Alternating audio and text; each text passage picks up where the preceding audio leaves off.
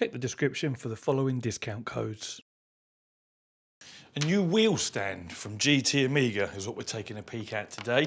The Wheel Stand Pro, as you will have seen from the title of the video. This is priced at £110, so it sits in between the DDX wheel stand, designed for direct drive wheelbases, and then the Apex wheel stand, which is kind of the one down, and the one above the classic wheel stand, which is the cheapest and most entry-level wheel stand. So not designed for heavy direct drive use, but more stable, more solid, more rigid than the Apex. I'll be testing it with an 8Nm Fanatic wheelbase. So I'll just quickly show you the instructions. It comes pretty much fully assembled, as you can see on the floor here. This is how it came out of the box. So I've only got this little tray here to add on, which is what you would put your caster wheels or legs of your chair that you're going to use into, and then the shifter mount. So not a whole lot of assembly. In fact, there'll be no build montage on this. I'll just put it together and put some sim racing equipment on it. We've got a brace across the middle here. I mean, really, for a wheel stand, you're not going to be putting that much force through a shifter anyway, because the stand itself will move left to right or forward to backwards if you're really banging on the shifter long before this would flex. And again, the bracket for it is, you might say, unnecessarily hefty as well. Good to see though. You won't have any problems with it wobbling around, that's for sure. So yeah, the instructions, as I say, it's what's funny is the instructions look like there's loads to do, and the reality, is that there isn't. You cut a couple of cable ties, which I've done, and then, as I say, there's just a couple of brackets. Oh, the feet need to be put on. Yeah, a couple of brackets, feet, shifter mount, and the little tray for your chair. So not much to do. One thing I'll show you, we've got a couple of bags of bits and pieces, fixings, feet, thumb screws, bolts and what have you, to be able to secure your sim racing equipment to it. So with this, one of the things they've done to improve this over the Apex is to widen its stance. That gives it a bit more side to side, not rigidity, but the wider the stance, the harder it is to tip it from side to side. So when you're steering frantically or you're using a relatively strong wheelbase, it should feel a bit more solid, laterally versus, say, the Apex or the Classic. They've also reinforced the pedal tray, as you can see here.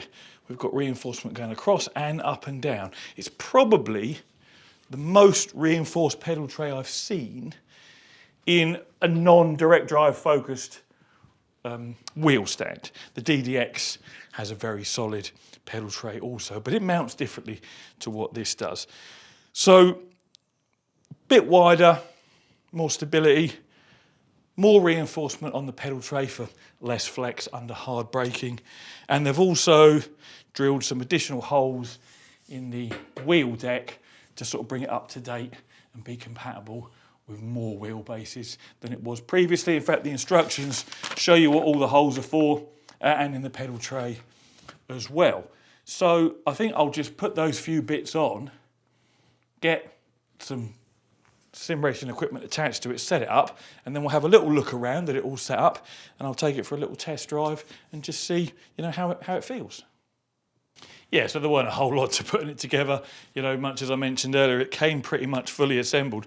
One thing to note though, the instructions don't have anything in them about fitting this tray that secures your legs or caster wheels for the chair you're going to use, literally completely omitted from the instructions. And I'm pretty certain when I reviewed the DDX, it was exactly the same thing. So I will mention that to GT Amiga, and hopefully they'll get that put in. I mean, I have like a pre-release brief with some pictures of it all fitted, because it's not on the website at the time of recording, and so thankfully I was able to look at those pictures and just remind myself how it fits on, because it does fit on the same as it did on the DDX, or whichever wheel stand it was, might have been the Apex. One or the other had the same tray for your caster wheels or the legs of your chair. Speaking of chairs, I initially was going to use that chair that you can, it is in shot, that you can see over there, because it doesn't have casters and it doesn't swivel. And in an ideal world, when you're building like a sim rig, you don't want a chair that rotates on its center axis, because when you brake and accelerate, the chair will, twizzle around with you. Caster wheel's not really an issue because it's going to be locked in, to that tray anyway. But the issue I was reminded of when I used that chair is that you can't lower it down. Whereas most swivel chairs, even office chairs, which is what I've used in the end, there's currently one here with a cat on the top of, allows you to adjust the height up and down. And being able to sink it right down low gives you a much better driving position. With that chair there, I couldn't get this up high enough for it to be comfortable, because the higher it goes, the further towards you it comes, and then you start getting an issue with balance, whereas you're sort of yanking on the wheel, you're lifting the wheel stand up off the floor. So I then went back upstairs, brought my desk chair down, sunk it down, and was like, oh yeah, that's much better. Less leverage, less extension, that's the way to go. But of course, I do have to deal with the fact that it swivels. So trade-offs. But then with wheel stands, it's all about trade-offs. You have a wheel stand because you need a wheel stand. They fold away, they take up no space. If you could have a full-size static cockpit, then you would do, wouldn't you? So it's one of the things you have to deal with. Anyway, oh yeah, before I do a quick walk around of all this, I'll just mention the 2 bucket seats from GT Amiga that I reviewed before, Chase and Inertia. They were in a limited edition blue. They're currently in a limited edition green, which I actually think looks quite nice. I mean, the electric blue was really good as well, but that green is also a nice colour. And that is on for another, well, March special, actually, that's the March special offers for 15 days. I don't know how long the limited edition run of those green seats will be, but there'll be a link in the description to GT Amiga anyway, and a discount code. So whether you want to buy one of these or whether you want to pick up limited edition green bucket seats, you can click through and do so. Anyway, let's grab a camera and I'll show you this in detail, where the adjustments are, blah, blah, blah.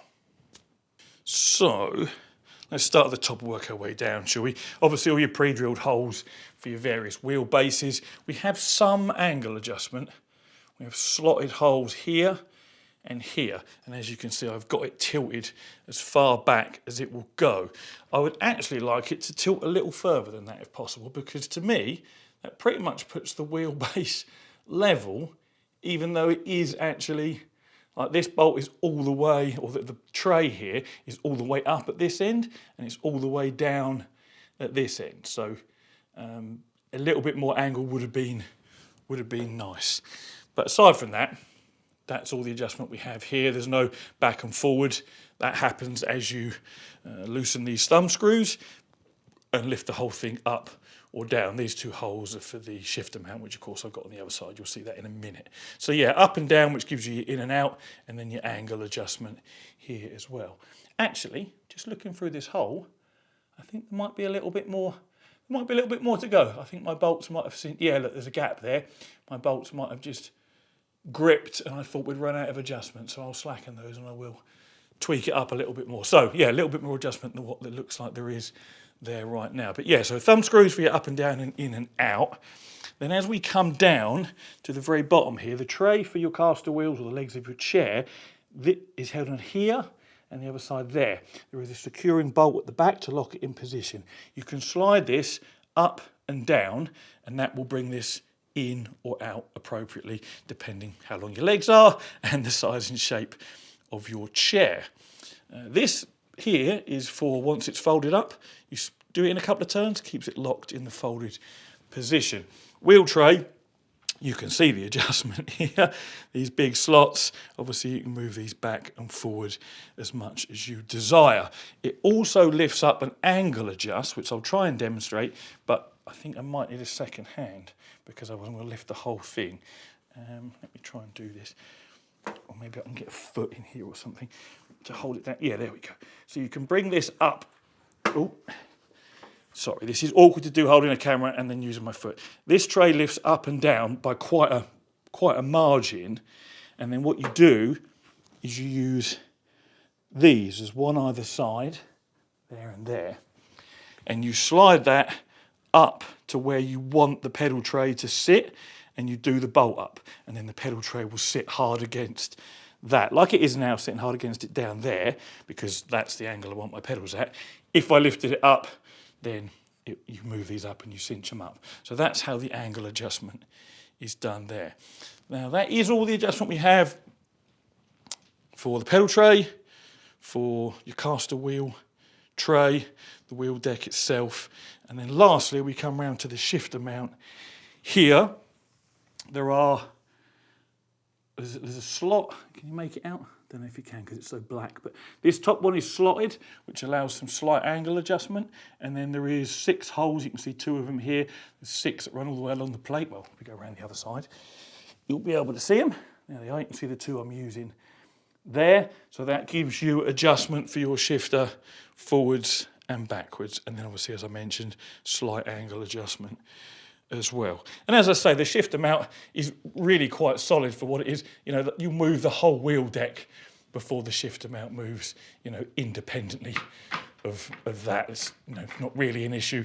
It's again one of those compromises you make with a wheel stand. No matter how solid it is freestanding, and it doesn't have the weight of you sat in a chair fixed to it. You get a little more sort of lateral stability once you've got your legs or your casters in there and your weight's down on that, but you know, it's never going to be the same as a full-size full-size cockpit, is it? Anyway, there's all your adjustments. So I'm going to hop in and I'll just do a little bit of driving, and you can watch sort of how much movement we get in the wheel stand. Normally, I'd be doing, if it was a full-size cockpit, you know, flex and wobble tests and what have you, but it doesn't really apply so much to wheel stands because you're more limited by the fact that your chair isn't attached than anything else. Now, of course, you know, I can sit here and I can wobble it side to side, I can wobble it backwards and forwards. That is expected with a wheel stand because it isn't attached to anything. It's just sat on the floor and I'm at the furthest point with all the leverage. So that's just the way it is. I'll put up some footage in a second of me driving so you can see, you know, how much you actually get in use. But one of the things I mentioned earlier about, you know, rotating chairs, when you press the accelerator, the chair is going to default to the right, and then when you press the brake pedal, it's kind of going to swivel a little bit back to the left.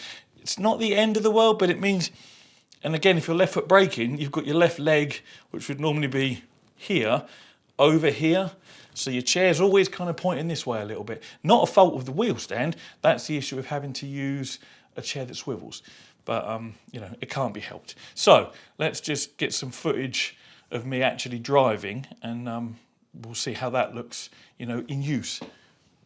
So the thing about a wheel stand is, as I mentioned earlier, you only have a wheel stand because you need a wheel stand. Either because you don't have the space for a full-size cockpit, or perhaps your budget only allows for a wheel stand, because obviously 110 quid before my discount is not a lot of money compared to, you know, even an entry-level cockpit, probably 270, 280 with a seat attached to it. So, you know, they're the 2 reasons you'd have a wheel stand. You haven't got much space, you want to fold it away, or as I say, your budget doesn't allow it. And, you know, even with all the drawbacks of a wheel stand, the fact that they can be wobbly, or they are wobbly, and that you have to use typically some sort of chair that swivels like this one does, sitting here now driving and having a little race, it's still a far better experience than being on a control pad or being desk mounted. Desk mounted has inherently more wobble depending on the desk, actually, yeah, I suppose depending on the desk, than what a wheel stand does, and the driving position is never as good because you've got no height adjustment for your steering wheel or your shifter. So like you have to put the wheel wherever your desk is. And like, you know, talking about lowering this chair down earlier, if I was to be using this at my desk, which is how I first started sim racing, G920 desk mounted, I would have to have the chair higher, which means the angle for my legs at the pedals would be much, much worse, and, you know, much sharper angle, you know, and because the wheel base would be at whatever height the wheel base is at. So it's definitely a step up from a desk mounted option, but it will always be a big step down from a full static cockpit with a seat attached, so you don't have to worry about your chair moving around. Although, you know, I'm not moving around that much in actual use. Obviously, I've got my brake pedal. So this is a 90 kilogram load cell on this brake pedal.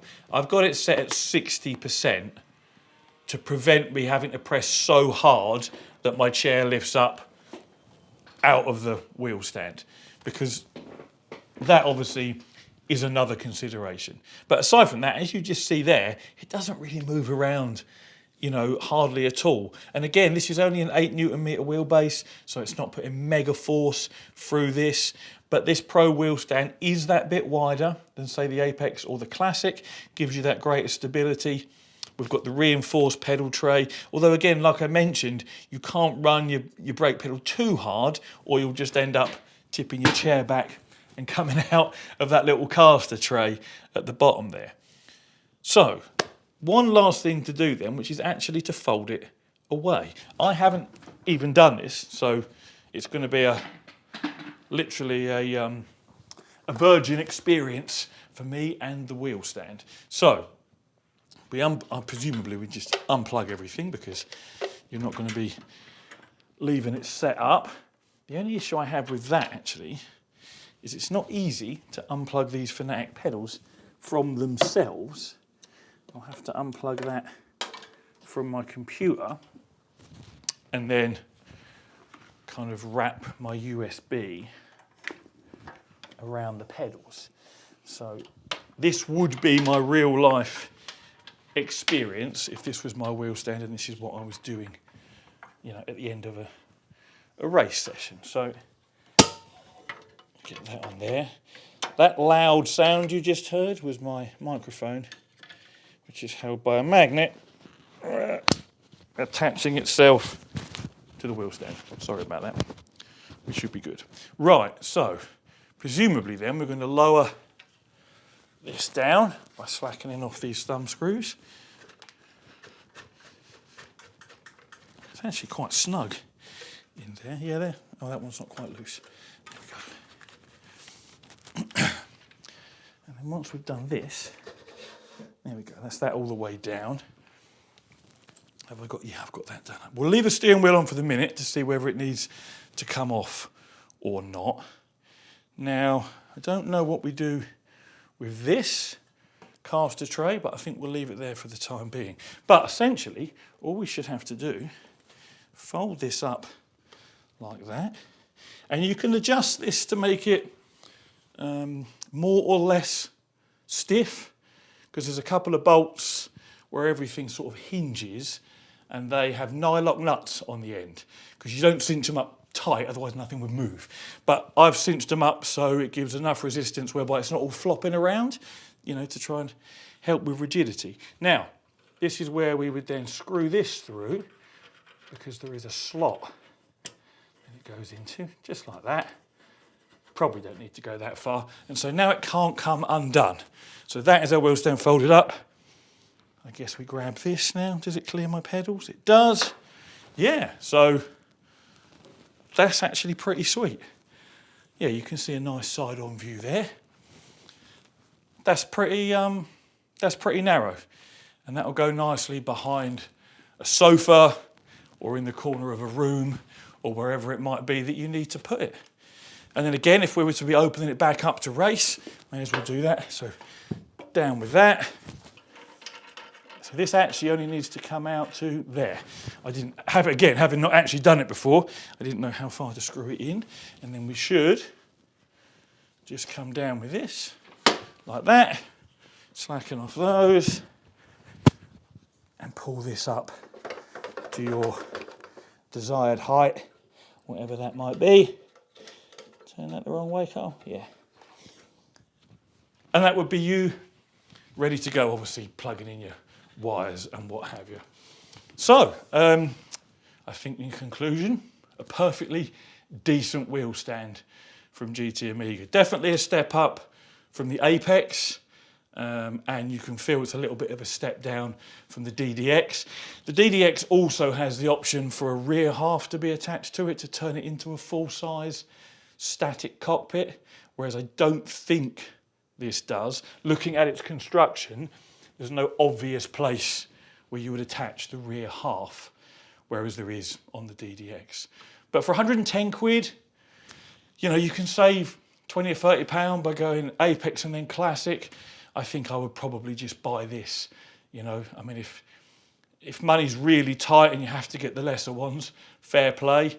But if not, save up a little bit more and perhaps grab this one. I think it's perfectly decent value for what it is, and it does exactly what it's supposed to do. I adjusted the angle of this, as I mentioned earlier. I noticed it wasn't quite at the maximum angle. That adjusted a little bit further, as I expected.